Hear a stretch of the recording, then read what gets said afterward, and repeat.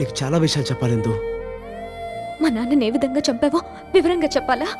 ఇందు, నీకు డీటెయిల్గా చెప్పే టైం నాకు లేదు. ఆయన నీ బావ నువ్వు అనుకున్నంత మంచోడేం కాదు. ఇందు, నువ్వు ఇక్కడ ఉండడం చాలా ప్రమాదం. దయచేసి నాతో వచ్చేయ్. ఎన్న అబద్ధాలు చెప్తావు? ఇంకా ఎన్న అబద్ధాలు చెప్తావు? నువ్వు మా నాన్నని చంపేశావు, అది నేను కళ్ళారా చూశాను. అది నిజం కాదా? నిన్ను ప్రేమించానంటే నా మీద నాకే హస్యం వేస్తుంది. వెళ్ళిపో, ఇక్కడి నుంచి వెళ్ళిపో. అంత లెంతొద్దు, పద.